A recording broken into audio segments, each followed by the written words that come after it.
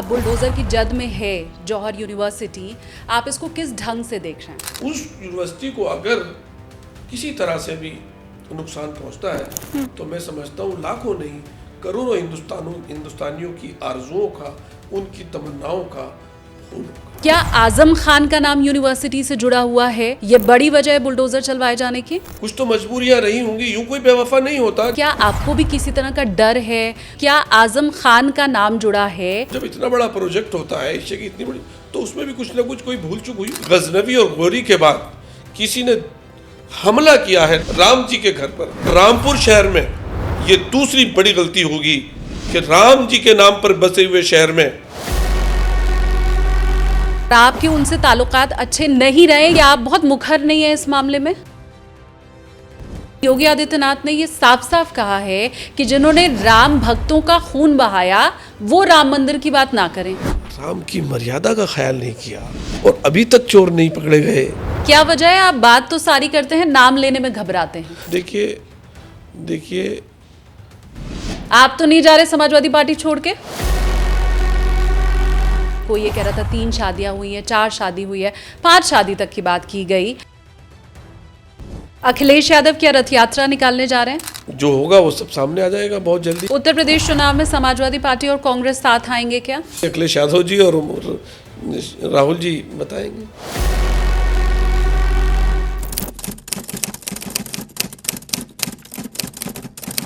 Hello everyone, बहुत स्वागत है आप सभी का। आप देखना शुरू कर चुके हैं टेक ऑफ विद एसकेटी यानी कि मैं शालिनी कपूर तिवारी। मेरे पीछे आप मस्जिद देख रहे हैं। ये मस्जिद देश की संसद के ठीक सामने बनी हुई है, जो पीछे वाला दरवाज़ा है उसके ठीक सामने, और इसके इमाम हैं मोइबुल्ला नदवी साहब। समाजवादी पार्टी सांसद हैं, रामपुर से सांसद हैं और रामपुर इस वक्त खासी चर्चा में है। आजम खान की यूनिवर्सिटी, जौहर यूनिवर्सिटी, जिस पर बुलडोज़र चलाने के लिए अब कह दिया गया है, नोटिस चस्पा कर दिया गया है, तो अभी क्या हालात हैं रामपुर के, और ख़ासकर जो सांसद साहब हैं नदवी जी की, मैंने आपको बात बताई, वो इस वक्त किस एक्शन प्लान की तैयारी कर रहे हैं, ये सारी बातें पॉडकास्ट में हम आज पूछ चुके हैं उनसे। मैं आपको ये बताऊं कि इसी मस्जिद में जब वो अखिलेश यादव को लेके पहुंचे थे, डिम्पल यादव भी थी उसमें, तो बहुत सारा बवाल हुआ था, एक तस्वीर वायरल हुई थी और उसके बाद जो देश की सियासत थी वो गर्मा गई थी। वो सवाल भी हमने नदवी जी से पूछा है। पॉडकास्ट में उन्होंने बताया है कि आजम खान की जौहर यूनिवर्सिटी, जिसके ऊपर बुलडोज़र एक्शन की अब तैयारी की जा रही है, चुनावों के मद्देनज़र उसको कैसे देखा जाए, यूनिवर्सिटी गिराने के जो आदेश दिए गए हैं उसको किस मद्देनज़र देखा जाए, और ख़ासकर क्योंकि आजम खान साहब के साथ उनकी तलखियाँ हमेशा से जगज़ाहिर रही हैं, तो क्या अब वो रिश्ते मधुर हो गए हैं? ये सारे सवाल हमने पूछे हैं। और ख़ासकर एक चीज़ मैं आपको बताऊं, क्योंकि नदवी साहब के निकाह को लेके बहुत सी बातें आई हैं सामने। उनकी 2 शादियां हुई हैं, 3 हुई हैं, 4 हुई हैं या 5 हुई हैं, ये सारा जिक्र हमने उनसे किया है। क्योंकि वो मस्जिद के इमाम हैं, तो जाहिर सी बात है उनका जो स्पिरिचुअल साइट है वो भी आज के इस पॉडकास्ट में आपको देखने को मिलेगा। अब जिस तरह मैं कैमरे पर इस वक्त खड़ी हूँ, मेरी दाहिनी तरफ ये मस्जिद है और मेरी बाईं तरफ देश की संसद है, और इन दोनों के बीच में मैं कह सकती हूँ इस वक्त अखाड़ा बना हुआ है उत्तर प्रदेश। चुनावों की तैयारी टीम एसकेटी ने कर ली है। आप लगातार बने रहिए हमारे साथ। अब बस इसी पॉडकास्ट के बाद से शुरू हो जाएगा टीम एसकेटी का मिशन उत्तर प्रदेश। तो चलिए अब बिना देर किए मैं देती हूँ नदवी साहब को आज का बोर्डिंग पास।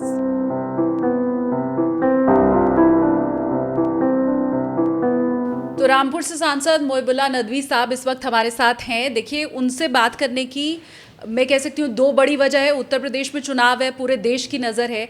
इसके अलावा जौहर यूनिवर्सिटी, उस पर जो बुलडोज़र चलाए जाने का मामला है, तो इन दोनों वजहों से इस वक्त जो सबसे ख़ास हो गए हैं वो नदवी साहब हैं, मेरे सामने इस वक्त बैठे हुए हैं। बहुत स्वागत है सर, आपका इस्तकबाल है। Thank you. पहला सवाल तो यही कि अब बुलडोज़र की जद में है जौहर यूनिवर्सिटी, आप इसको किस ढंग से देख रहे हैं? देखिए, कोई भी यूनिवर्सिटी, देश की यूनिवर्सिटी बहुत बड़ी चीज़ होती है। यूनिवर्सिटी 1-2 दिन में नहीं बनती। यूनिवर्सिटी को बनने में बड़ा वक्त लगता है। बल्कि मैं ये उन लोगों से पूछिए किसी दौर में, अब तो चूँकि वसाइल और आसानियाँ हो गई हैं, तो फिर भी एक चंद दहाइयों में यूनिवर्सिटी बन जाती है। लेकिन किसी दौर में यूनिवर्सिटियों का बनना एक सदियों की बात हुआ करती थी, परवान चढ़ती थी, यूनिवर्सिटियों से अफराद निकलते थे, तलबा निकलते थे, वो असातिज़ा बनते थे, इस तरह से माहौल बनता था। लेकिन यूनिवर्सिटियाँ और स्कूल ही किसी देश का भविष्य है, उसका मुस्तकबिल है, उसका फ्यूचर है। अगर हम अपने देश की यूनिवर्सिटियों को, ये कोई मसला नहीं होता कायम करने वाला कौन है, कायम करने वाला एक भारतीय है, कायम करने वाला एक इंडियन है, कायम करने वाला एक उस जगह को, उस रामपुर, राम के नाम से जो शहर बसा हुआ और जिसकी गंगा जमनी की मिसाल मिलना मुश्किल है, कि वहाँ अब तक जब से शहर रामपुर डिस्ट्रिक्ट बना है तारीख में, अब तक वहाँ मेजॉरिटी मुसलमानों की रही है। लेकिन आज तक आपने ये मुजाहरा नहीं सुना होगा कि म्यूनसिपलिटी रामपुर ने या टांडा ने या वहाँ की तहसील स्वार ने या शाहबाद ने या बिलासपुर वालों ने ये रेजोल्यूशन पास किया हो कि राम जी के नाम से इस शहर को बदल दिया जाए। ऐसा नहीं किया किसी ने। क्यों? कि वो सब जानते हैं कि राम जी के नाम से है। राम जी हम सब के लिए एक बहुत बड़ी चीज़ है, अहले हिंदुस्तानियों के लिए, जो उनकी शख्सियत को जानता है, जो उन्हें पहचानता है। अनडिवाइडेड इंडिया जिसका मैं जिक्र आपसे कर रहा हूँ, उस वक्त अजीम शायर अल्लामा इकबाल ने कहा था, बाद में उनको डिस्प्यूट किया गया। हालांकि उनका इंतकाल ज़रूरी नहीं कि सब शायरों हों या अदीब हों या कोई सियासी हो कि उनकी सब रायों से, उनके सब शेरों से कोई इत्तेफाक रखता हो, मैं उसमें नहीं जाना चाहता। लेकिन बहुत सी चीज़ें ऐसी होती हैं जो सबको अपील करती हैं। मिसाल के तौर पर उन्होंने राम जी के नाम से कहा था। मैं तो इसलिए भी कह रहा हूँ, मेरे तो जो दर्द है, एक तो यूनिवर्सिटी का दर्द है, सबको है। राम जी के नाम से पूरे हिंदुस्तान में कोई डिस्ट्रिक्ट मुझे बता दीजिए आप। ठीक बात। 250 साल से रामपुर रियासत रामपुर वहाँ है। किसी एक ने जिगर गुर्दा किसी ने अपनी रियासत का कायम किया हो। मैं हिंदू मुस्लिम की बात नहीं करता, किसी महाराजा ने अपने पूरे डिस्ट्रिक्ट का नाम रामपुर रखा हो, रख सकते थे, नहीं रखा। ये जिगर गुर्दा भी उन लोगों का है जिनका दिल बहुत वसी होता है। सब लोग होते हैं उसमें। ऐसा नहीं कि मैं कहता हूँ कि मुस्लिम नवाबिन का ये था या हिंदू महाराजाओं ने भी यूनिवर्सिटी को जगह दी है। जय किशन हाल आप अलीगढ़ मुस्लिम यूनिवर्सिटी में देख लीजिए, ऐसे ही बनारस हिंदू यूनिवर्सिटी में देखिए आप, मुस्लिम तादाद, मुस्लिम प्रोफेसरों की तादाद बहुत बड़ी तादाद है और सभी लोग तरह के उसमें पढ़ते हैं। तो यूनिवर्सिटियों को किसी भी ना तो हमें बेशक सियासी हुकूमतें, जो रूलिंग हुकूमतें उनकी सरपरस्ती करती हैं। जौहर यूनिवर्सिटी की सरपरस्ती माननीय मुलायम सिंह यादव जी और हमारे अध्यक्ष मान्यवर अखिलेश यादव जी, उन्होंने की बाद में। और इस ताने बाने को, इस ख्वाब को शर्मिंदा ताबीर जनाब आजम खां साहब ने किया, जो उसके चांसलर हैं इस वक्त, फाउंडर हैं उसके। अब यूनिवर्सिटी बन गई, अब उसमें हिंदू मुस्लिम बच्चे पढ़ रहे हैं और देश के क्या एक ज़िले के और तमाम उस आसपास के हिंदू मुसलमान सिख ईसाई सबके बच्चों की उम्मीदें इस यूनिवर्सिटी से वाबस्ता है कि यहाँ जाएंगे, दाखिला लेंगे, पढ़ेंगे। उस यूनिवर्सिटी को अगर किसी तरह से भी नुकसान पहुँचता है तो मैं समझता हूँ लाखों नहीं करोड़ों हिंदुस्तानियों की आरजुओं का, उनकी तमन्नाओं का खून होगा। आपने बनारस हिंदू यूनिवर्सिटी का नाम लिया। सर मैं आपको बताऊं, मैं बनारस हिंदू यूनिवर्सिटी की ही पढ़ी हुई हूँ। मैं बनारस की रहने वाली हूँ, वहीं पैदा हुई हूँ, वहीं पली बढ़ी हूँ। ये जो पूरा पहला जवाब आपने दिया मेरे सवाल पर, मैं अब अगर इसमें सीधा शब्द जोड़ दूं तो क्या आज़म खान का नाम यूनिवर्सिटी से जुड़ा हुआ है और मुस्लिम नाम जुड़ा हुआ है यूनिवर्सिटी से? ये बड़ी वजह है बुलडोज़र चलवाए जाने की? देखिए, हमें बहुत वसी दिल करना पड़ेगा। मैं अक्सर कहा करता हूँ और इस बात को आज आपके चैनल के ज़रिए से मैं अपने तमाम देशवासियों से ये गुजारिश करता हूँ और दिल पर हाथ रख कर कहता हूँ कि हमें इस देश को बहुत आगे लेके जाना है। बराबर में चाइना है, उसने इंडस्ट्री का ऐसा हब बना दिया कि पूरी दुनिया की इकोनॉमी का वो शेयर बना हुआ है। ये कहने में कोई हमें वो नहीं है। हम अपने आप को, हमारा मुल्क में इतनी कैपेसिटी है, इतना टैलेंट, इतनी ज़ानत है, इतनी लोगों के अंदर क़ुव्वत है, यहाँ के नौजवानों में इतनी सलाहियत है कि इसको एजुकेशन का हब बना सकते हैं। पूरी दुनिया के उस्ताद आलम, विश्व गुरु का तर्जुमा तो उर्दू में उस्ताद आलम ही होगा, उस्ताद आलम बना सकते हैं। और जब हम अब आज यूरोप क्यों, मैं समझता हूँ हमारे प्रधानमंत्री जी ने कुछ तो मजबूरियां रही होंगी। यूं कोई बेवफा नहीं होता जो इसराइल में जाकर कहा उन्होंने कि हम आप हमारी फादरलैंड है ये। क्यों? जबकि वाजपेयी जी का नज़रिया ये नहीं था, गांधी जी का नज़रिया ये नहीं था। हम वो भारत देश हैं कि 3 धर्मों के जो लोग हैं उनका ईमान है कि जो पहले इंसान हैं धरती पर, आदम एंड एव, जन्नत से वो हिंदुस्तान में आए हैं।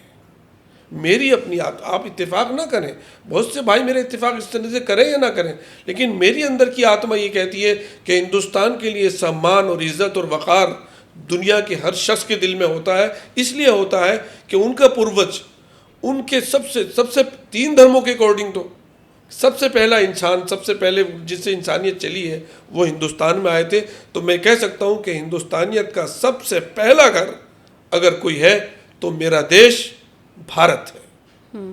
इसीलिए कभी आपने नहीं देखा होगा कि भारत ने किसी मुल्क पर जाकर आक्रमण किया हो। वो बाप का घर है,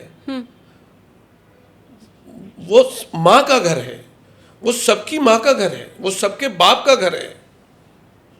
और अगर गहराई में आप जाऊंगा, आप मुझे इत्तेफाक चाहे ना करें, जिसे हम भारत माँ कहते हैं, जिसके ऊपर झगड़े होते हैं, जिसके ऊपर यह ताना सुनना पड़ता है हमें कि हम जो है वो मानते हैं या नहीं मानते हैं, कहते हैं या नहीं कहते हैं। मैं आपसे अपने दिल की पीड़ा बताऊं, वो भारत माँ जिसे हम भारत माँ कहते हैं वो आम माँ नहीं, एक वो माँ है जिसने मुझे जना है। आपकी वो सबसे अजीम है। बाप के माँ बाप जो है, परमेश्वर ने सारे धर्मों में कहा है कि तुम्हारे माँ बाप सबसे और तुम्हारी माँ सबसे पहले।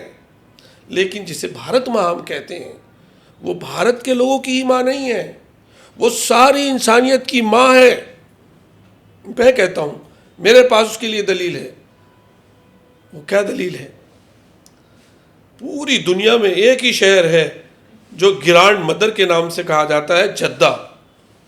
ग्रैंड मदर, जद्दा की मीनिंग्स अगर आप देखेंगे डिक्शनरी में, देखिए आप मोबाइल पर देखिए, अभी देखिए, जद्दा के माने ग्रैंड मदर।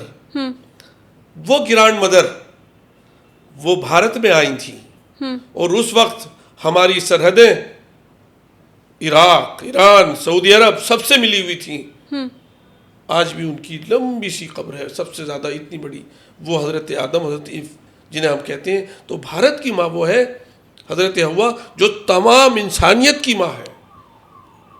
ये भारत की अजमत है। लोग 57 मुल्क मुस्लिम और जो क्रिश्चियन कितने मुल्क हैं वो सब भारत को उस नज़रिए से देखते हैं कि ये इंसानियत का, हम सब का, हमारे बाप दादा का सबसे पहले बाबा इंसानियत का ये पहला घर है। मैं आपकी बात से बिल्कुल इत्तेफाक रखती हूँ, एंड आई एम श्योर मेरे व्यूवर्स भी आपकी बात से इत्तेफाक रखते होंगे, इसमें कोई दो राय नहीं है। मैं जो समझना चाह रही हूँ वो ये कि क्या आपको भी किसी तरह का डर है, भय है? मैंने 2 बार आपसे समझने की कोशिश की कि क्या आज़म खान का नाम जुड़ा है, क्या यूनिवर्सिटी का नाम मोहम्मद अली जौहर यूनिवर्सिटी है, ये बड़ी वजह है कि बुलडोज़र चलवाया जा रहा है? देखिए, मोहम्मद अली जौहर यूनिवर्सिटी, जौहर, मौलाना मोहम्मद अली जौहर के बारे में यू नो वेरी वेल, हाँ, कि is a great freedom fighter. उस वक्त कांग्रेस और मुस्लिम लीग जो लीड कर रहे थे आज़ादी के मूवमेंट को, उनमें उस वक्त की बहुत लीडिंग पावर, बहुत ज़बरदस्त लीडर हमारे जो थे वो मौलाना मोहम्मद अली जौहर थे। ठीक बात। उनकी माँ, जिसे बी अम्मा कहते हैं, उन्होंने भी देश की सड़कों पर जो है वो आज़ादी के लिए तराने और गाए और वो चले। आज़म खान, मैं उसी पर आ रहा हूँ। मौलाना मोहम्मद अली जौहर वो शख्सियत है कि जिन्होंने ये जुर्रत और बहादुरी का मुजाहरा किया। मौलाना मोहम्मद अली जौहर रामपुर में पैदा हुए थे, इसलिए शायद यकीन है कि मुझे आज़म साहब ने सोचा कि चूँकि इतना ग्रेट फ्रीडम फाइटर, जिसने मिस्टर चर्चिल के सामने, उस वक्त के प्राइम मिनिस्टर थे, गोलमेज कॉन्फ्रेंस में लंदन में, ये कहा था मेरे मुल्क को आज़ादी दोगे वरना मुझे दफन होने के लिए खबर दोगे। इतना बड़ा खुलकर के मुजाहरा किसी शख्स ने नहीं किया था। वो इनकी बहादुरी और जुर्रत थी। तो उस शख्स के नाम से, ताकि आज़ादी की, वतन की खातिर आज़ादी के लिए मर मिटने का जज्बा पैदा हो, लोग ऐसी शख्सियत को पढ़ें जो आंखों में आके सुपर पावर के डाल के ये कह सके कि मुझे मेरी माँ ने आज़ाद पैदा किया है, तुम मुझे गुलाम मुल्क में वापस मत भेजो। मैं गुलाम मुल्क में वापस नहीं जाना चाहता, या आज़ादी दो या मुझे मरने के लिए, दफन के लिए कब्र दो। तो इस शख्सियत से नाम रखना इसी वजह से है। अब मैं उस पर कोई टिप्पणी नहीं कर सकता। जो लोग आज़ादी के मूवमेंट को ही उसकी इज्जत उसका ना करें या उसको कम समझें, तो क्या कहें उसके बारे में। आजम खान का नाम जुड़ा हुआ है, इसलिए भी बड़ा वजह हो सकती देखिए, है। आजम साहब की शख्सियत, हमारी पार्टी के वो एक वरिष्ठ नेता हैं। हमारे ज़िले को उन्होंने 2 बार, एक बार राज्यसभा मेंबर रहे, एक मेंबर ऑफ पार्लियामेंट चुने गए। रामपुर की जनता ने उनको चुना। रामपुर शहर से 10 बार के वो एमएलए हैं ये। और जब तक वो जिंदा हैं, उनकी ये हैसियत, उनका ये एहतराम, उनका ये कद कोई कम नहीं कर सकता। लेकिन यूनिवर्सिटी उन्होंने अपनी ज़ात के लिए, उनके कद के लिहाज से ये बात बहुत फरोतर है कि कोई ये कहे कि इन्होंने अपने ख़ानदान के लिए नॉमिनेट किए, इस मस्जिद यूनिवर्सिटी को किया है या सिर्फ अपने परिवार के लिए किया है, ये उनके कद से बहुत छोटी बात है। उन्होंने जिस शख्स ने, उस शख्स के लिए जिसने आज़ादी के लिए मुल्क के लिए जान दे दी इंग्लिस्तान में, इंग्लैंड में, तो उस शख्स से ये उम्मीद करना कि उन्होंने ये यूनिवर्सिटी अपने लिए बनाई होगी, ये मैं समझता हूँ उस कद को घटाना है। तो आज़म खान का नाम जुड़ा है, इसलिए भी यूनिवर्सिटी पर बुलडोज़र नहीं चल रहा है। इसके अलावा मोहम्मद अली का नाम जुड़ा हुआ है, इसलिए भी यूनिवर्सिटी पर बुलडोज़र नहीं चल रहा है, ऐसा आपका कहना है। तो मतलब बुलडोज़र जिन वजहों से चल रहा है, फिर क्या वो वजहें ठीक हैं?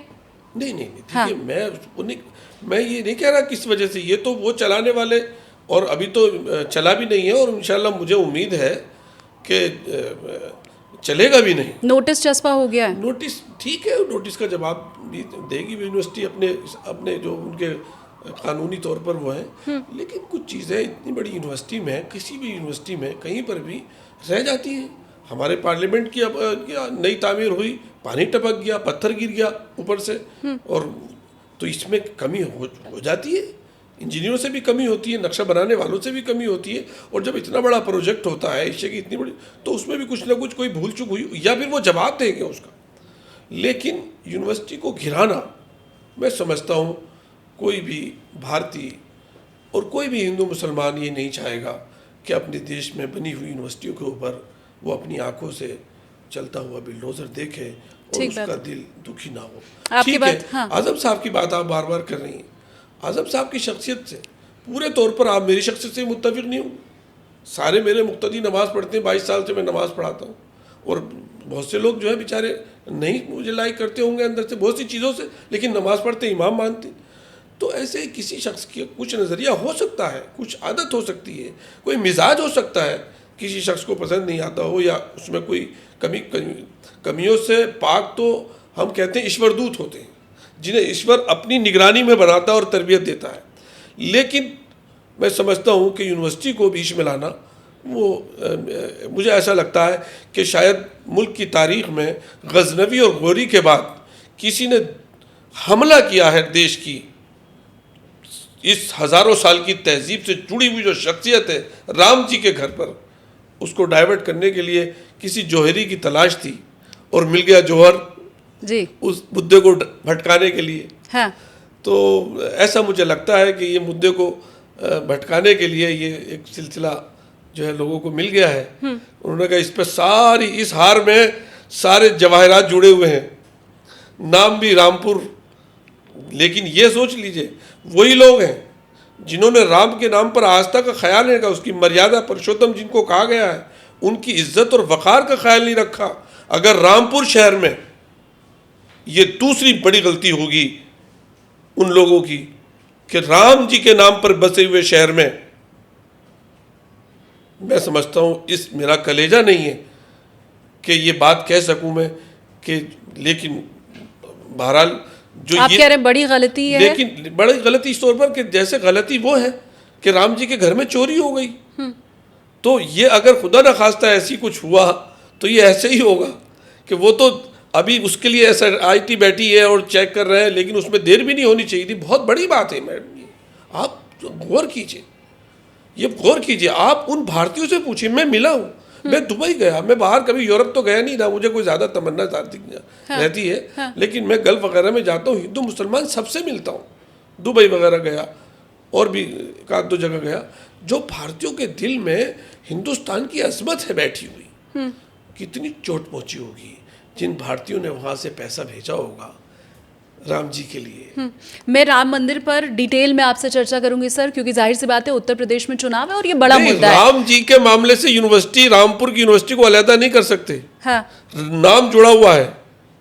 ठीक बात है। हाँ, नहीं, आपने बिल्कुल सही कहा कि इतना बड़ा और फिर ये भारतवर्ष देख है। लीजिए, राम जी का रामपुर है और फिर मोहम्मद अली जौहर और मोहम्मद आजम खां। तो हम कह रहे हैं कि किसी को हार की तलाश थी एक ऐसे जिसमें सारे जौहर जुड़े हुए हो, जो तो वो मिल गया है। आजम खान की आपने बहुत सी अच्छी बात बताई, जो लोग सुन रहे होंगे वो शायद कनेक्ट भी कर पा रहे होंगे, जिनको उनमें वो खूबी दिखाई देती है। आपकी ये बात भी ठीक है कि एक आदमी का नेगेटिव और पॉजिटिव दोनों रूप होता है। मेरे अंदर भी कुछ बुराई होगी, मेरे अंदर भी कुछ अच्छाई होगी, लेकिन सर यहाँ पॉइंट आउट मैं ये करना चाहूँगी कि मेरे अंदर बुराई हो सकती है, लेकिन मैं सज़ा याफ्ता अपराधी नहीं हूँ। दोनों बातों में फ़र्क है। मेरे कैमरा पर्सन है नवीन खड़े हैं, इनमें बहुत सी बुराई है, मैं जानती हूँ, इनकी बड़ी खूबी है, मैं वो भी जानती हूँ, लेकिन ये अपराधी नहीं है। जब हम आज़म खान की बात करते हैं तो हम सबको ये मालूम है कि उनके ऊपर बहुत से चार्जेस लगाए गए, वो जेल गए। इनफैक्ट अगर ये कहा जाए कि ये जो यूनिवर्सिटी है, जौहर यूनिवर्सिटी, वो भी एक बहुत बड़ा रोल प्ले करती है। आज़म खान अगर इस वक्त जेल में है या उनके ऊपर कई आरोप लगे, तो वो अच्छे इंसान हैं। इस तौर पर आज़म खान की जितनी बुराइयाँ हैं उनको तो नहीं ढका जा सकता। देखिए मैम, जैसे मैंने पहले कहा कि ऐसा दुनिया में कोई नहीं है जो जिसमें कमी ना हो सिवाय नबी और रसूलों के। अवतार जिन्हें कहें, ईश्वर दूत कहें, ऐसे कमियां सब में हैं, लेकिन सब लोगों का ये उसूल है कि किसी की कमियों की वजह से, अब देखिए किसी वो मिसाल ठीक नहीं है लेकिन मुझे देनी पड़ रही है, माफ़ कीजिएगा, कि अगर कोई उम्मीद से होता है, किसान भी, अब उनके घरों में कोई नस्ल चल रही है भैंसों की या गायों की नस्ल चल रही है, बकरियों की नस्ल चल रही है, तो उन्हें कुछ उम्मीद होती है कि अच्छा ये कुछ उम्मीद से हैं हम, तो उसका ख्याल रखा जाता है। उस जानवर के साथ भी रियायत की जाती है। तो क्या आज़म साहब उस जानवर से भी गए गुजरे हैं? उम्मीद से कौन है? अरे मतलब ये जो उम्मीद का फल लगाया उन्होंने, यूनिवर्सिटी का जो दरख्त लगाया है, हाँ। अब इस पर फल आने वाले हैं। हमें उनको इस शख्सियत से, उनकी शख्सियत को इस यूनिवर्सिटी से नहीं, यूनिवर्सिटी तो कायम कर दी, वो फाउंडर हो गए, लेकिन अब कि ये आज़म साहब ने कायम की है, ये तो इसमें देश का पैसा लगा है। आप हाँ या नहीं में नहीं आ रहे हैं। आप ये भी नहीं मान रहे कि आज़म खान के नाम पे बुलडोजर चल रहा है। उनके परिवार का पैसा ही नहीं, ठीक है, आज़म साहब ने अपने कुछ पैसा लगाया होगा, ज़रूर लगाया होगा। वो उस मुलायम सिंह जी के और अखिलेश यादव जी के ख्वाब की तामीर, शर्मिंदा ताबीर किया उस ख्वाब को उन्होंने, लेकिन देश का पैसा लगा है। हाँ। उन करोड़ों भारतीयों का भी पैसा लगा है, भारतीयों को ही लगा है, उनका क्या कसूर है, आप मुझे बताइए। ठीक है, आप कह रही हैं कि उनके ऊपर केस चल रहे हैं, उनके ऊपर वो जेल में है, उनको सजा बखौल आपके सजा उनको हुई भी है, लेकिन इन भारतीयों को जिन्होंने उसमें चंदा दिया है, जो इस उम्मीद पर वहाँ जिन्होंने ज़मीनें दी है, बेची हैं कि हमारे बच्चे इनमें पढ़ेंगे, हिंदू और मुसलमान सब जो आसपास वहाँ रहते हैं, हमारे यहाँ भी 50-55 का रेशियो है, सब अब कोई फ़र्क नहीं रह गया, सब बराबर हैं। तो अब ये बताइए उन लोगों का क्या कसूर है, उन करोड़ों भारतीयों का जिन्होंने चंदा दिया उसमें। मगर क्या गलत वाकई बनी है? आपके पास ऐसी कोई रिपोर्ट है कि 40 में से 38 इमारतें बिना नक्शा पास किए, आप सांसद हैं वहाँ के, आपको पता होगा। वो तो जो उनका ट्रस्ट है, जो लोग हैं उनके, वो उसको अदालत में पेश करेंगे या जो हायर अथॉरिटी है उसमें पेश करेंगे। आपने पता करने की कोशिश नहीं की? लेकिन मुझे मालूम है कि RDA, रामपुर डेवलपमेंट अथॉरिटी, वो अभी बना है, उसके बाद बना, जब यूनिवर्सिटी बन रही थी वो नहीं था, पंचायत वगैरह थी, तो उन्होंने लिए होंगे उसके, बता रहे हैं कि हमारे पास में है या जो भी है, लेकिन बहरहाल ये देश की संपत्ति है, देश के करोड़ों लोगों ने, हिंदू मुसलमान सब ने उसमें चंदा दिया है, सब ने चंदा दिया है। वहाँ के सांसद होने के नाते अब आगे आप लोग क्या करने वाले हैं? ये जिम्मेदारी आपके ऊपर इसलिए भी ज़्यादा है क्योंकि आप भी समाजवादी पार्टी से सांसद हैं, आजम खान साहब समाजवादी पार्टी से जुड़े हुए,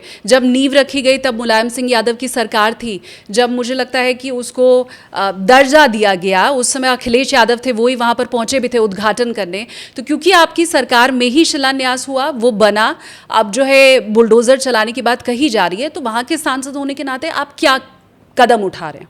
नहीं, देखिए, जो भी संविधान ने हमें जिस चीज़ की इजाज़त दी है उसकी हिफाजत के लिए, और देश के लोगों का पैसा ज़ाय ना हो, बच्चों का मुस्तकबिल ख़राब ना हो, और लोगों को की उम्मीदों और आरजुओं का खून ना हो, लोगों की जो उम्मीदें वाबस्ता हैं, आरजुएं हैं, तमन्नाएं हैं, उनका खून ना हो और वो मायूस ना हो, इसके लिए हम कोशिश करेंगे जो भी संविधान ने कोशिश की। हमें अभी कोई रूपरेखा नहीं बनी है, कोई प्लान नहीं तैयार किया?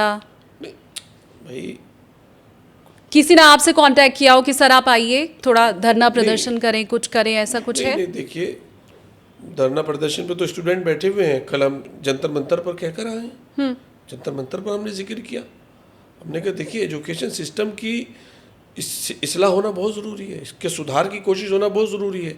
क्या कमियां थी कि पर्चे लीक हो गए और कितने बच्चे, 1 दर्जन से ज़्यादा बच्चे तो वो हैं, बच्चे और बच्चियां, स्टूडेंट जो सुसाइड कर लिया, 1 दर्जन से ज़्यादा जो रिकॉर्ड में है, और जो रिकॉर्ड में नहीं है, जो मायूस हो गए, जो नशे के आदी हो गए, जो घर से निकलकर बाहर चले गए, उनका तो कोई रिकॉर्ड ही नहीं है। तो इसलिए हमें अपने एजुकेशन सिस्टम पर बहुत ज़्यादा, अब देखिए सैकड़ों बच्चे बेचारे बारिश में, आप यकीन मानिए जिस दिन बारिश हो रही थी, हवा चल रही थी बहुत तेज़, मैं जाहिर सी बात है ये एक बात कहने की नहीं, लेकिन आपको ही महसूस हो रहा होगा कि भाई हमारे नौजवान स्टूडेंट वहाँ जंतर मंतर पर बैठे हैं, कैसे बैठे होंगे।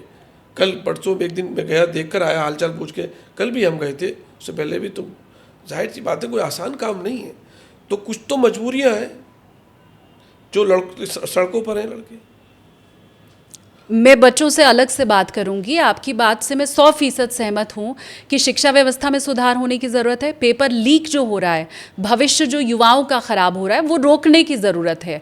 आपकी बात ठीक है, आप कह रहे हैं जौहर यूनिवर्सिटी में हिंदू मुसलमान दोनों के बच्चे पढ़ते हैं। मैं ये समझना चाहती हूँ, पढ़ेंगे भी इंशाल्लाह, आइंदा भी पढ़ेंगे। हाँ, नहीं, पर देश का युवा अगर सड़कों पर है और इसको आप इतना गंभीर मसला मान रहे हैं, तो प्रमुख विपक्षी पार्टी होने के नाते क्या आपकी भी जिम्मेदारी नहीं बनती है? वो अगर सड़कों पर बैठे हैं, भाई विपक्ष का भी एक बड़ा जोर होता है, और आंदोलनों में हमने देखा है कि इस देश में जो विपक्षी पार्टियां हैं वो उतरी हैं, सरकारें गिराई गई हैं।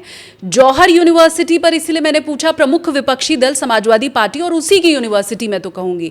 ये मैंने इसलिए बोला, जैसे मैंने पहले भी कहा कि भाई मुलायम सिंह यादव के समय में शिलान्यास हुआ, आप ही के सांसद के द्वारा बनाई गई, अखिलेश यादव के द्वारा उद्घाटन किया गया। तो पूरी तरह से मैं अगर कहूँ कि ख्वाब, फिर उसके बाद उसको अमली जामा पहनाना, वो आपकी पार्टी ने किया। तो अब क्या किया जा रहा है, इस पे सवाल तो पूछेंगे। लेकिन मैडम, वहाँ पर ये नहीं लिखा हुआ है कि सिर्फ समाजवादियों के बच्चे पढ़ेंगे। सर आप क्या कीजिएगा, मैं तो ये कह रही नहीं, मैं ये पूछ रही हूँ कि आप सांसद वहाँ के हैं, आप क्या इस मुद्दे को बड़े तौर पर उठाने वाले हैं?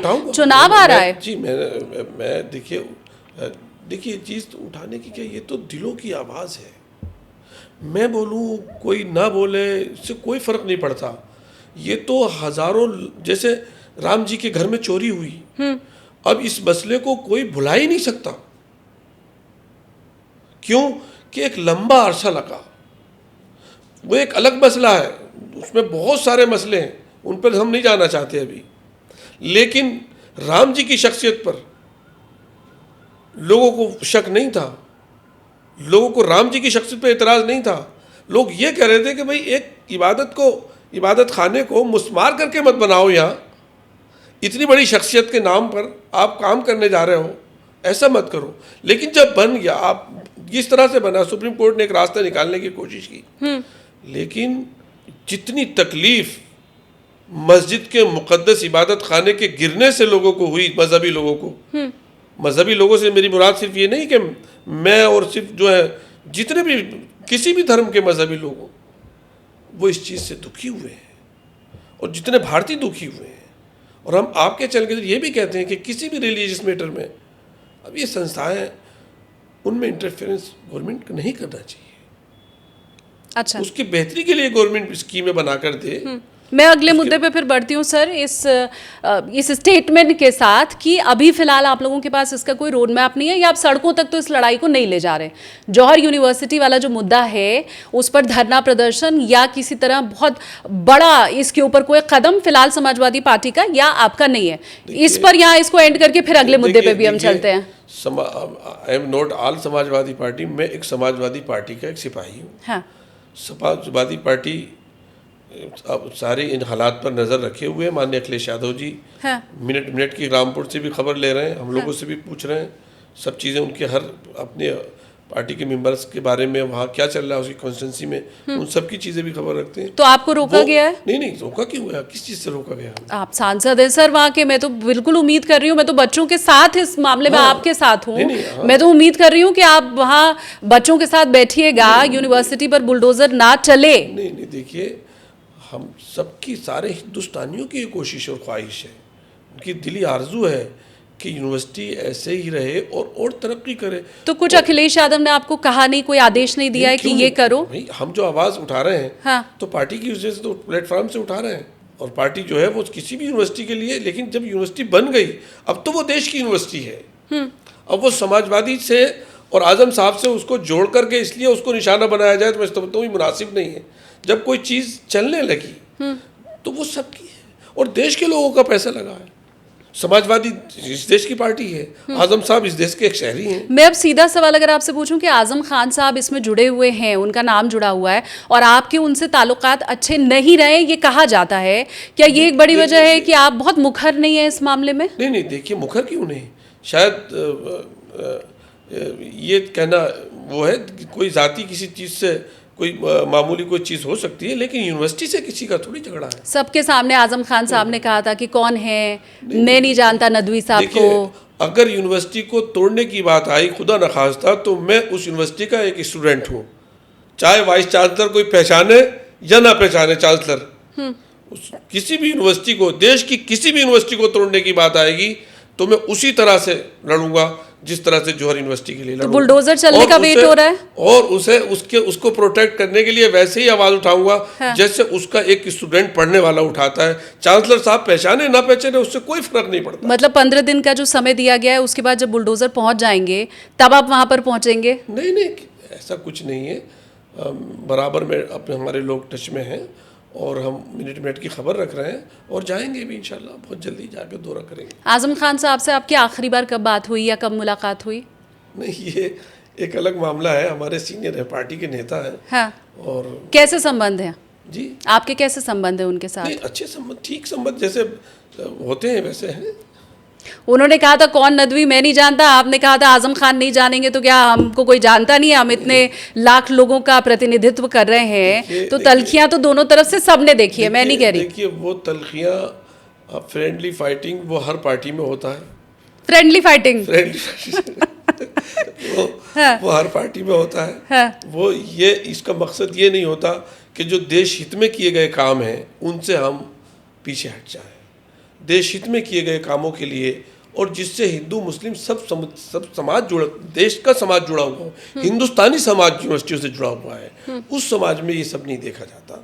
ठीक है, किसी बात पर वो हमारे बड़े रहे हैं और किसी चीज़ से मेरी मुलाकात भी क्या कहते हैं वो ऐसी नहीं रही कभी, वही सच है। लेकिन ये कि यूनिवर्सिटी के मामले में तो पूरे मैं समझता हूँ ये तो जैसे इबादत खाना होता है, इल्म का इबादत खाना है, इल्म का एक मंदिर है, तालीम का एक शिक्षा का एक मंदिर है, तो उसको खानों में नहीं बांट सकते, उसको शख्सियतों में नहीं बांट सकते।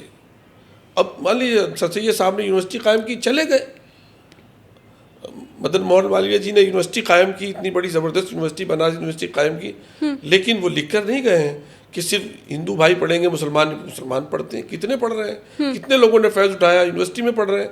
तो ये सब चीज़ें देश को आगे बढ़ाने के लिए हमें वसी दिल रखना चाहिए और रखना होगा हमें। ये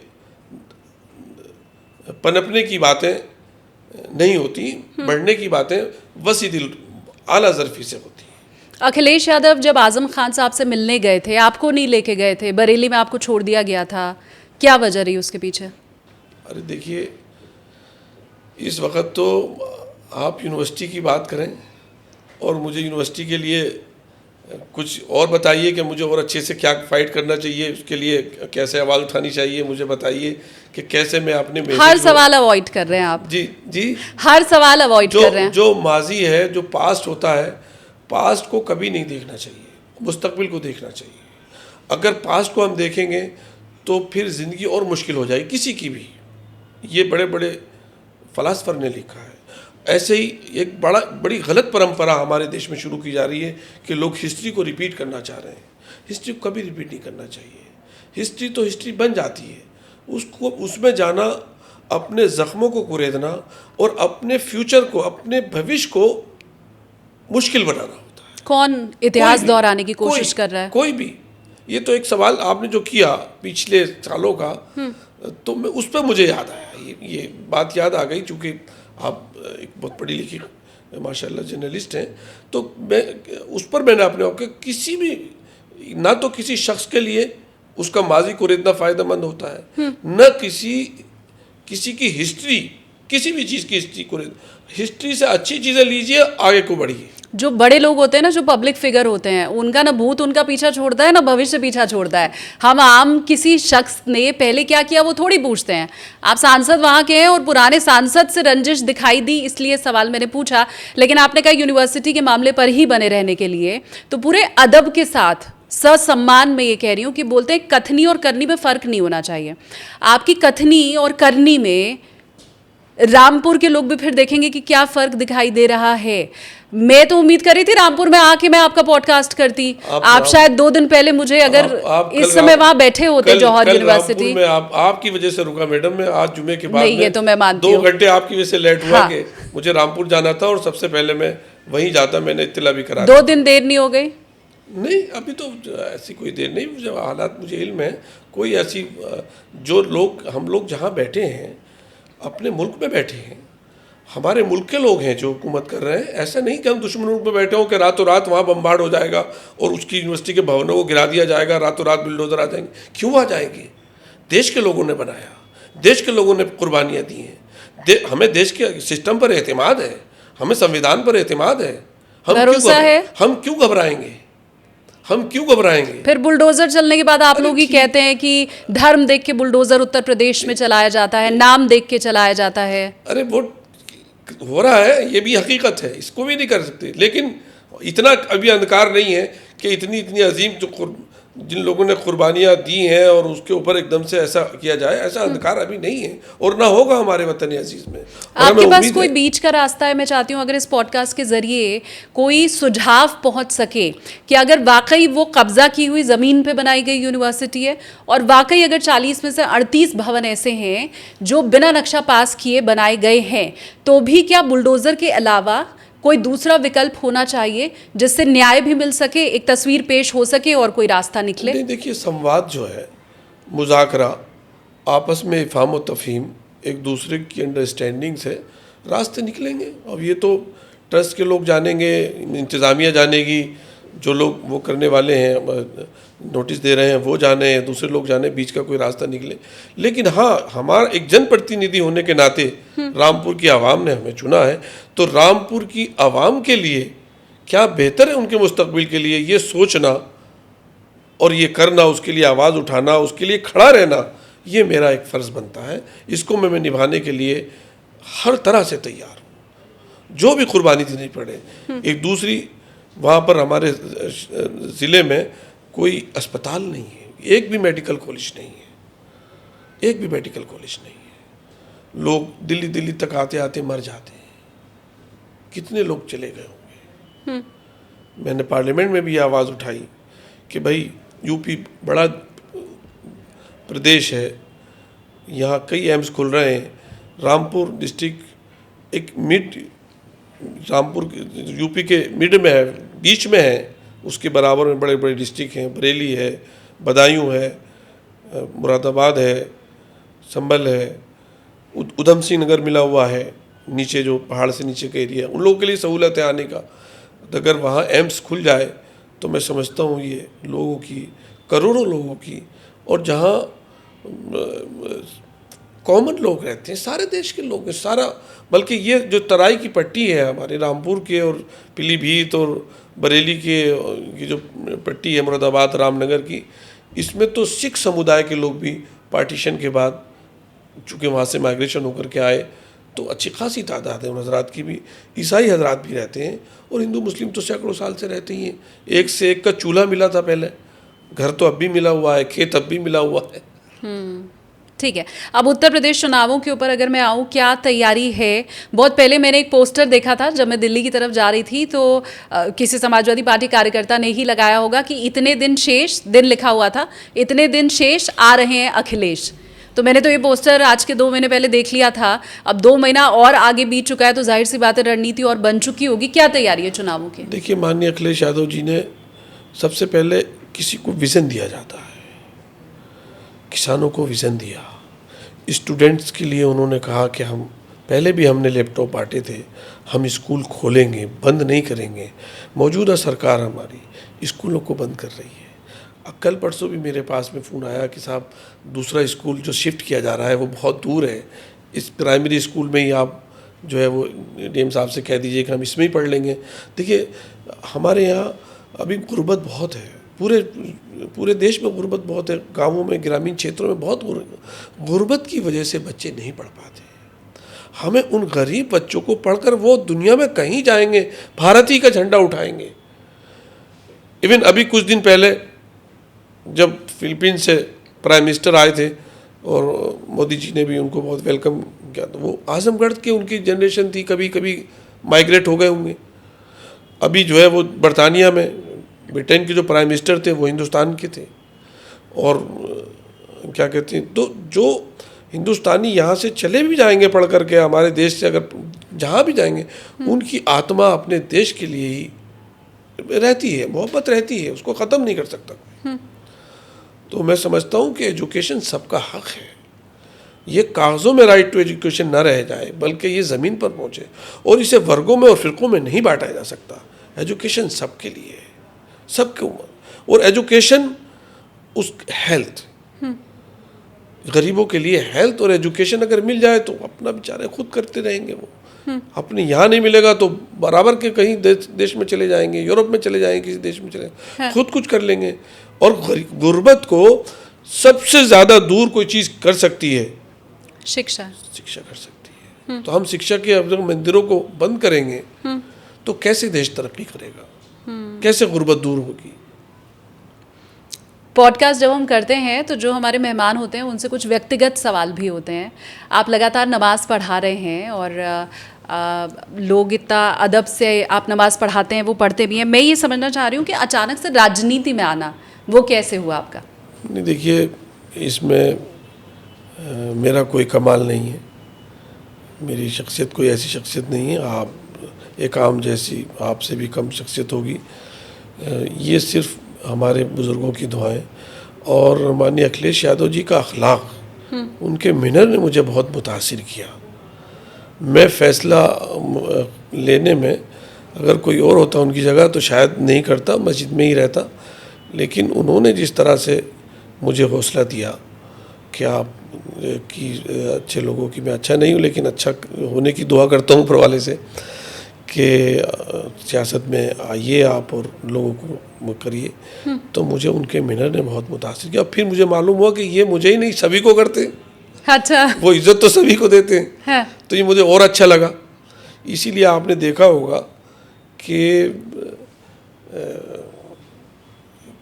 अगर वो कहीं खड़े हो जाएं तो ख़ास तौर पर यूथ और यंगस्टर बिल्कुल जैसे मधुमक्खी की तरह सब चिपट पड़ते हैं। और कभी कभार तो मैं तो ये सोचकर हैरान रहता हूँ कि वो इतने लोगों से मिलकर के भी इरिटेट नहीं होते, और ये मालिक उन्हें और ज़्यादा हिम्मत दे कि उसके बावजूद वो एक एक चीज़ पर निगाह रखेंगे। अरे तुम्हें पसीना आ रहा, पानी पी लो, अरे कहाँ से आ रहे हैं आप, कुछ खाया आपने? मतलब इन सब जिनको पहचानते हैं और जिनको नहीं भी पहचानते उनको भी एक एक मिनट उसकी वो रखते हैं खबर कि ये क्या है। तो उनका ये अंदाज़ जो है ये गज़ब का है।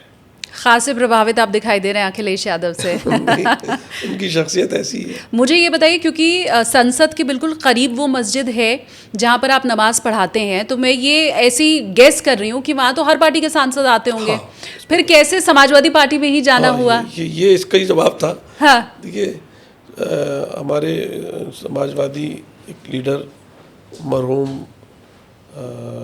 डॉक्टर शफीकुर रहमान बर्क साहब, जो जिनकी शख्सियत अपने में, जब उन्होंने अलविदा कहा अपने देश को और अपने अजीज़ व अक़रबा को, और तो उनसे ज़्यादा सीनियर एज में कोई नहीं था दोनों सदनों में। 95 प्लस थे वो नमाज के लिए आते थे। इवन इस मस्जिद में हमारी उपराष्ट्रपति हामिद अंसारी जी नमाज के लिए आए 10 साल तक। उसके अलावा APJ अब्दुल कलाम साहब भी नमाज के लिए आए मेरे साथ, उनसे भी मुलाकात हुई। लेकिन डॉक्टर शफीकुर रहमान बर्क साहब ने, उनकी मोहब्बत थी कि उन्होंने मुझसे कहा कि आप जो है वो समाजवादी पार्टी में आइए। आपकी जो विचारधारा है कि समाज, जो अखिलेश यादव जी बार बार उस चीज़ को कहते हैं कि सामाजिक न्याय के राज की स्थापना होनी चाहिए, रूल ऑफ लॉ, सबको बराबर मिले, कानून की बालादस्ती हो, किसी भी नेशन की तरक्की के लिए इंसाफ के तराजू का बराबर होना ज़रूरी है। ये तो इस चीज़ ने मुझे बहुत प्रभावित किया। लेकिन ये भी एक अजीब इत्तेफाक है कि मौलाना आज़ाद, जो फ्रीडम फाइटर भी थे और पहले वज़ीर तालीम थे, वो रामपुर से चुने गए सन 1952 1952 में इलेक्ट हुए मेंबर ऑफ पार्लियामेंट, और इस मस्जिद में भी नमाज़ पढ़ते थे वो। अच्छा। हाँ, तो ये अजीब इत्तेफाक है। हाँ। उस वक़्त समाजवादी पार्टी तो थी नहीं, लेकिन मौलाना आज़ाद इस मस्जिद में नमाज भी पढ़ाई है उन्होंने, जिसमें हम नमाज पढ़ाते हैं, और रामपुर की कॉन्स्टिट्यूंसी से उन्होंने वो किया। और मैडम, ये भी एक बड़ा अजीब इत्तेफाक है कि पहला वज़ीर तालीम, फर्स्ट एजुकेशन मिनिस्टर जिस कॉन्स्टिट्यूंसी से चुनकर आया हो, वहीं की यूनिवर्सिटी अगर बिल्डोज कर दी जाए तो दुनिया को मैसेज बहुत ख़राब जाएगा कि भारत ने शायद अपना एजुकेशन सिस्टम बिल्डोज करने का तहिया कर लिया है। अब आप फिर से यूनिवर्सिटी पर। इसलिए मैं नहीं समझता कि ऐसा पॉसिबल कोई चीज़ होगी, होना ही नहीं चाहिए। क्यों होगी? क्योंकि देखिए कितना चीज़ें मिल रही हैं। नहीं, पर कि भारत का पहला एजुकेशन मिनिस्टर जिस कॉन्स्टिट्यूंसी से चुना गया हो, एक फ्रीडम फाइटर चुना गया और एक फ्रीडम फाइटर के नाम से वो यूनिवर्सिटी हो, उस शहर का नाम राम के नाम से हो, और उसको राम जी के नाम पर आने वाले लोग उस यूनिवर्सिटी को नुकसान पहुंचाने का इरादा और तहिया कर लें, मैं नहीं समझता कामयाबी मिलेगी। ये लेकिन कहाँ तक जायज़ है कि भारत के पहले शिक्षा मंत्री जिस जगह से हों और जिस संसदीय क्षेत्र का नाम राम के नाम पर हो, वहाँ होने वाले गलत कामों को भी ठीक ठहरा दिया जाए क्योंकि राम का नाम है, क्योंकि शिक्षा मंत्री पहले हमारे वहाँ पे हैं? ये कहाँ तक जायज़ है? देखिए, ये बिल्कुल साफ है, चोरी चोरी है। उसको मज़हब से, उसको कास्ट से जोड़कर हम नहीं देख सकते। किसी भी तरह की कोई भी चोरी, जैसे पेश आया मामला अयोध्या में, लेकिन रामपुर में नहीं, रामपुर में तो अभी मैं समझता हूँ यूनिवर्सिटी को तो नोटिस दिए गए हैं। हाँ। अब उनको मौका दिया जाएगा उसको करने का, और यूनिवर्सिटी के इदारे में कौन सी, वो इदारे ने क्या गलती की? यूनिवर्सिटी की जो ज़मीन है उसको लेके पहले ये कहा गया है कि यूनिवर्सिटी की ज़मीन में एक बड़ा हिस्सा कब्जा की हुई ज़मीन का है। ये आरोप लगा, पहले आजम खान के ऊपर ये आरोप लगा। अब 40 में से 38 इमारत अगर बिना नक्शा पास किए बनी है, अगर मैंने शब्द जोड़ दिया है इसमें, तो अगर ये गलती है तो इसको इस बिना पे ठीक ठहरा देना कि पहले शिक्षा मंत्री वहाँ के थे, राम के नाम पर शहर है, ऐसे तो नहीं हो पाएगा। नहीं, देखिए, हम उन सब चीज़ों की दुहाइयाँ नहीं दे रहे हैं, बल्कि ये कह रहे हैं कि एक शिक्षा, तालीम का इबादत खाना कहिए उसे, तालीम का मरकज़ कहिए उसको, उसमें बच्चे पढ़ रहे हैं, देश के लोगों का पैसा लगा है। हम उन गलतियों को या उन जो छोटी मोटी रह गई हैं उसके बनाने में ज़िला पंचायत से या किसी से कोई क्लियरेंस नहीं लिया गया या लिया गया, ये तो वो लोग जवाब देंगे और उनके पास में उसके तत्व होंगे।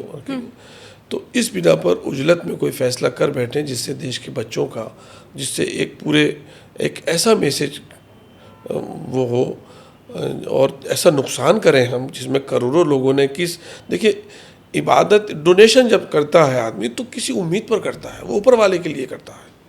डोनेशन करने वाले को थोड़ी पता था सर नक्शा पास होगा कि नहीं होगा, उसने तो पूरी ईमानदारी से और मन से किया होगा, मैं तो मानती ही हूँ।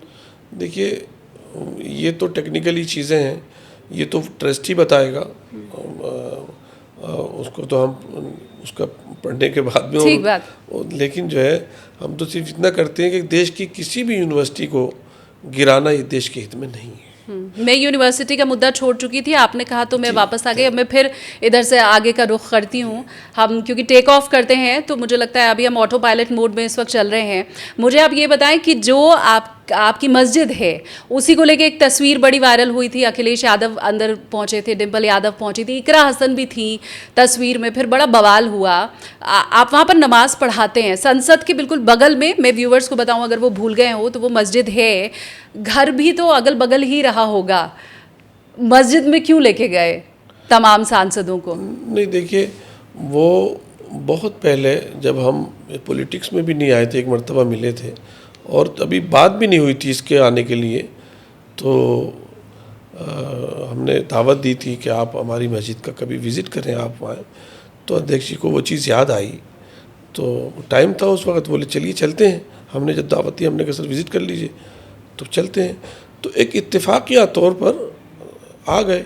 अब जब आए तो फिर वो इत्तेफाक से मीडिया के साथ ही कुछ बाहर रह गए और उन्होंने कहा कि भाई इबादत की जगह है, देखते हैं वहाँ बैठ कर थोड़ा सा हमसे पूछते कि हम क्या किस तरह से लोगों को, चूँकि उनकी पार्टी के हम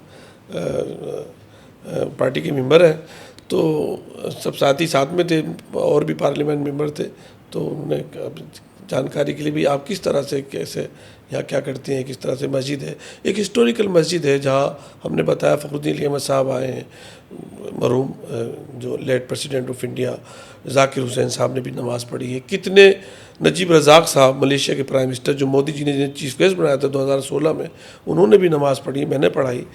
तो ये एक हिस्टोरिकल जगह थी देखने के लिए, उन्हें इनवाइट किया, आ गए। उसको तो इतना तूल दिया, वो तूल देने की चीज़ इतनी नहीं थी। बाद में लगा गलती हो गई। कितने लोग आ चुके हैं वहाँ, इंदिरा जी भी आ चुकी, मस्जिद के पीछे वाजपेयी जी भी आ चुके हैं, कभी इतना तूल नहीं दिया किसी के, लेकिन अखिलेश जी के आने पर इतना तूल दिया गया, ये समझ से परे है। वाजपेयी जी मस्जिद कैंपस में आ चुके हैं, इंदिरा जी आ चुकी हैं, राजीव जी आ चुके हैं फ़खरुद्दीन अहमद साहब के मज़ार पे, शीला दीक्षित जी आ चुकी हैं, कभी कोई ऐसा नहीं हुआ। डॉक्टर मनमोहन सिंह जी आ चुके हैं जो मस्जिद के पीछे कंपाउंड में, तो कभी किसी को कोई वो नहीं किया। लेकिन उस दिन जो है उस चीज़ को इतना वो कर दिया गया, चूँकि अब हर चीज़ को अलग अलग एंगल से देखते हैं लोग। एक बयान के ऊपर मैं रिएक्शन आपका चाहूंगी। AIMIM नेता है वारिस पठान, वो ये कह रहे हैं अखिलेश यादव सॉफ्ट हिंदुत्व की राजनीति कर रहे हैं। उनका ये कहना है कि मैं तो सोच रहा था पूरी समाजवादी पार्टी सड़क पर उतर जाएगी, धरना प्रदर्शन करेगी, आंदोलन करेगी, लेकिन बाद में ख्याल आया कि यूनिवर्सिटी का नाम तो मुसलमान पर है, अगर किसी यादव का होता तो अखिलेश यादव सड़क पर उतरते। देखिए, दो चीज़ें होती हैं, एक कानून होता है, एक स्पिरिट ऑफ लॉ है, रूह कानून होती है, लॉ और स्पिरिट ऑफ लॉ। एक रिलीजन है, एक स्पिरिट ऑफ रिलीजन है। हम सबके धर्मों ने हमको ये सिखाया है कि हम एक दूसरे का सम्मान करें और इंसानियत का सम्मान सबसे ऊपर है। मैं समझता हूँ कि जौहर यूनिवर्सिटी के लिए हिंदू, मुस्लिम, सिख, ईसाई सबको हमदर्दी है, और जिन लोगों ने मेहनतें की हैं उसमें कुछ डोनेशन दिया है, जिन लोगों ने, मेंबरों ने, सब लोगों ने, देश के लोगों ने दिया, देश के, तो उसमें जो है वो ये कहना कि उनको नहीं है, ये उनका पॉलिटिकल एक ब्लेम है, इससे कोई नतीजा नहीं, उससे कोई फ़र्क नहीं पड़ता कहने से उनके। इसलिए कि दुनिया जानती है कि अखिलेश जी तो वो हैं कि जो एजुकेशन बच्चे हासिल कर रहे होते हैं, गरीब बच्चों को लैपटॉप बांट रहे होते हैं तो उन्हें यूनिवर्सिटी जो ये इस इलाके में जो तालीम की कमी थी, जब तो माननीय मुलायम सिंह यादव जी, उनके वालिद साहब और अखिलेश यादव जी ने और आज़म साहब ने इस यूनिवर्सिटी को कायम करने का फैसला किया। भाई तालीमी की तो कमी थी कि ताकि इस रीजन के लोग भी पढ़ें लिखें, देश का नाम रोशन करें। तो उसे अब वो देखिए, संवाद जैसे आपने पहले कहा था, संवाद किसी चीज़ का हल है। सड़कों पर आने की बात होगी तो वो जब तय किया जाएगा तो वो उसका वो है वो जब जौहर ट्रस्ट है, पार्टी है, सब लोग हैं, तय करेंगे। लेकिन मैं नहीं समझता कि वहाँ तक कोई बात पहुँचेगी भी, इसलिए कि ये सिर्फ समाजवादी पार्टी का मसला नहीं है। अब ये सिर्फ आज़म साहब का मसला नहीं है, ये देश के नागरिकों की रूह से, उनकी आत्मा से, उनके भविष्य से, उनके बच्चों के भविष्य से जुड़ा हुआ मसला है। इसमें तो वारिस साहब को ये कहने की ज़रूरत ही नहीं है, सभी का मसला है ये।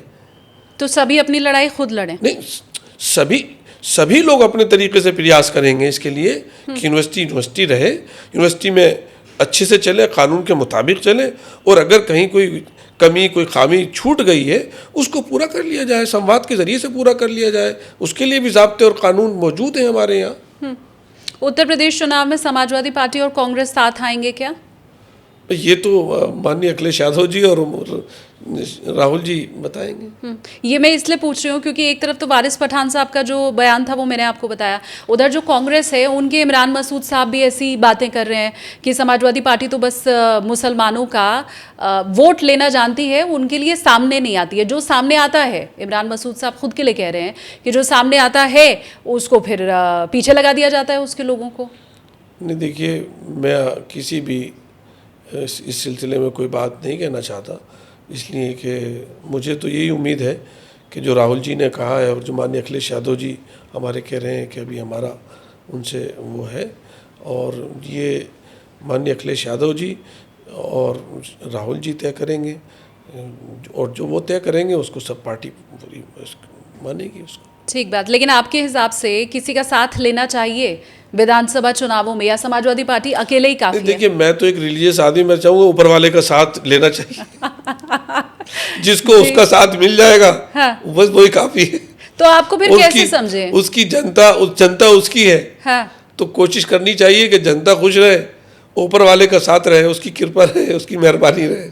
आपको फिर सांसद समझा जाए, या आपने कहा मैं रिलीजियस आदमी हूँ तो उस नजरिए से आपको देखा जाए, क्या समझे आपको? मैं देखिए, दो जुमले हमने कहे, ऊपर वाले का और उसकी जनता भी उसी की है। हाँ। उस जनता से हमारा संवाद, हमारा इंटरेक्शन सही रहना चाहिए। हम अपने दर्द को उन तक पहुँचाएं, अपने विज़न को उन तक पहुँचाएं। हमारा जो नज़रिया, हम जो करना चाहते हैं हेल्थ में, एजुकेशन में, हमारी पार्टी जो करना चाहती है, सबको बराबर सम्मान मिले, सामाजिक न्याय के राज की स्थापना हो, पीडीए, हर पीड़ित, हर वंचित, जो भी महरूम लोग हैं, दबे कुचले लोग हैं, बेसहारा लोग हैं, उनको सहारा मिले, उनके बच्चों को एजुकेशन मिले, समाजवादी पार्टी का ये सबसे पहला बुनियादी नस्ब-उल-ऐन है। इसके लिए कोई अभी रूपरेखा चुनावों से जुड़ी आप लोगों तक पहुंचाई गई हो, बताई गई हो, कुछ कहा गया हो? देखिए, सब मेंबरान पार्लियामेंट अपने अपने इलाकों में काम कर रहे हैं, अपने तरीके से काम कर रहे हैं, और जैसे जैसे चुनाव नज़दीक आएगा वैसे वैसे जो है वो सब अपने अपने तरीके से जो गाइडलाइन ऊपर से मिलती रहेगी, पार्टी से काम करती रहेंगे। राम मंदिर क्या एक बड़ा मुद्दा होगा उत्तर प्रदेश चुनावों में समाजवादी पार्टी के लिए? देखिए, समाजवादी पार्टी का मसला नहीं राम मंदिर से, और न भारतीय जनता का पार्टी राम मंदिर से। राम मंदिर का मामला तो हर भारतीय से जुड़ा हुआ है, इसे आप पार्टियों में नहीं जोड़ सकते। राम जी की शख्सियत को, जब अनडिवाइडेड पाकिस्तान था उस वक्त मौलाना वो अल्लामा इकबाल कहते थे राम जी के बारे में कि है राम के वजूद पर अहले हिंद को नाज, अहले नज़र कहते हैं उन्हें इमाम हिंद। इमाम हिंद कहते हैं। इमाम की कितनी रिस्पेक्ट, इमाम ही होता है मस्जिद में जो लीड करता है सबको। सारे हिंदुस्तानी कल्चर, जो हज़ारों साल की तहजीब, राम जी को जितना रिस्पेक्ट मिला है सब हिंदू और मुसलमान, ये तो मैं ये बड़ी कमजरफी की बात होगी, तंग नज़री की बात होगी, तंग दिली की बात होगी अगर कोई ये कहे कि सिर्फ राम जी हम कहेंगे, कोई और नहीं बोल सकता, उनकी कोई तारीफ नहीं कर सकता। पहले तो हिंदू शुआरा ने मोहम्मद सल्लल्लाहु अलैहि वसल्लम के बारे में नाते पढ़ी हैं और मुस्लिम शुआरा ने राम जी के बारे में कहा। जो अभी शेर सुना आपने अल्लामा इकबाल का, मैं ये नहीं कहता कि अल्लामा इकबाल के सारे शेर सही, किसी भी शेर से आपको इत्तेफाक न इत्तेफाक हो सकता है, लेकिन कुछ शख्सियतें ऐसी होती हैं, हर देश में होती हैं, कि लोग उससे कास्ट से और रिलीजन से ऊपर उठ करके उनको सम्मान देते हैं। ऐसे ही अब कोई ये कहे, जैसे मैं आपसे कहूँ कि आप आई लव मोहम्मद आपने क्यों लिख लिया और FIR करूँ आपके ऊपर, करवाएं, तो ये एक तंग दिली की बात है। अरे कोई भी कह सकता है राम जी के लिए। ये मुद्दा नहीं है समाजवादी पार्टी के लिए, राम मंदिर में चंदा चोरी। समाजवादी सकारात्मक, positive, constructive, education, health, farmers, ladies को इज्जत देना, इस सब चीज़ों के साथ समाजवादी पार्टी उत्तर प्रदेश में जाएगी। और समाजवादी पार्टी ने पहले भी गरीब बच्चों के हाथ में लैपटॉप दिया, गरीब गांवों में जहां पर सवारियां नहीं पहुंच सकती थी वहां एम्बुलेंस पहुंचती थी। समाजवादी पार्टी अपने काम, एक्सप्रेस वे बनाए समाजवादी पार्टी ने। और माननीय अखिलेश यादव जी के तो बहुत प्लान है। वो तो जब आप इलेक्शन में महिलाओं के लिए तो क्या क्या उन्होंने जो है वो सोचा हुआ है कि हम, तो वो सब जब इलेक्शन में ऐलान होगा तो आपको जब उसका मैनिफेस्टो आएगा तो आप देखेंगे। आप कह रहे हैं राम के ऊपर किसी का नाम नहीं लिखा हुआ है, वो सबके हैं, लेकिन योगी आदित्यनाथ ने ये साफ साफ कहा है कि जिन्होंने राम भक्तों का खून बहाया वो राम मंदिर की बात ना करें। देखिए, अब कहना नहीं चाहिए हमें, लेकिन आप मजबूर कर रही हैं। सामाजिक न्याय के राज की स्थापना, उस परिस्थितियां क्या होती हैं, हर परिस्थिति अलग होती है।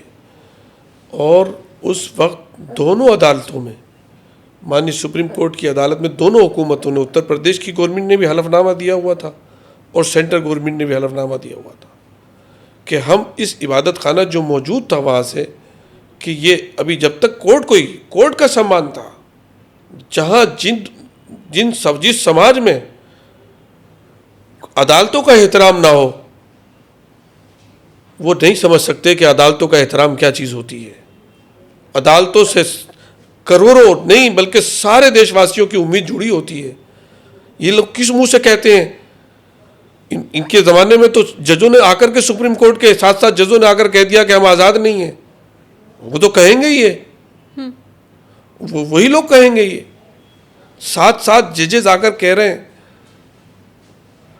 कि हम मजबूर हो चुके, हम आज़ाद नहीं हैं। अब क्या रह गया? राम मंदिर तो अदालत से ही निकला हुआ रास्ता है, वही हम बता रहे हैं। हाँ। ये कब निकला? जब सात जजेस जो है, वो एक अलग बहस में हम चले जाएंगे, वो छोड़िए। अभी तो मामला ये है कि जिन लोगों ने राम की मर्यादा का ख्याल नहीं किया और अभी तक चोर नहीं पकड़े गए और क्या नहीं हुआ, अब वो सब पूरा देश, वो तो जो जख्म दिल को पहुंचा है लोगों के, वो नाकाबिले बयान है। कैसे कैसे हालात लोग बता रहे हैं।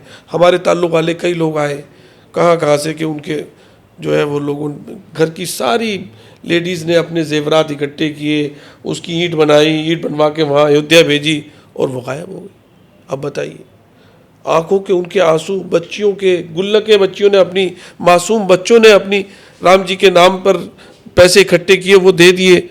बाहर से बेचारा अपने माँ बाप से दूर रह करके देश विदेश में कमा रहा था, जब उसको हमारे राम जी का नाम से मंदिर बन रहा है कि नहीं मैं भी दे रहा हूँ, आपने वो, उसको आप रक्षा नहीं कर सके। आप उसकी रक्षा नहीं कर सके, आप बच्चों के पेपरों की रक्षा नहीं कर सके, आप किसानों की रक्षा नहीं कर सके, आप महिलाओं की रक्षा करने में असक्षम हैं। आप क्या कहें? हम उसको, अल्फाज नहीं है हमारे पास। देश की जनता देख रही है। क्या वजह है? आप बात तो सारी करते हैं, नाम लेने में घबराते हैं। नहीं, देखिए, नाम किसी पर्टिकुलर शख्सियत से हमें कोई एलर्जी नहीं है। वो तो खुला बोल रहे हैं। मैंने तो योगी आदित्यनाथ जी का नाम लेके कहा कि वो ये बोल रहे हैं कि वो तो राम की बात करें ही ना, जिन्होंने राम भक्तों का खून बहाया। देखिए, अब जिन्होंने राम जी को इमामुल हिंद कहा, और जो लोग इमामुल हिंद समझते हैं क्या उनकी भावनाओं का खून नहीं हुआ? जब उनके नाम से कोई चीज़ बनाई आपने और उसमें लोगों की आस्था को चोट पहुंची, क्या उनकी आरजुओं का, उनकी तमन्नाओं का खून नहीं हुआ होगा? बिल्कुल। देखिए, महसूस तो वही करेंगे जिनके दिल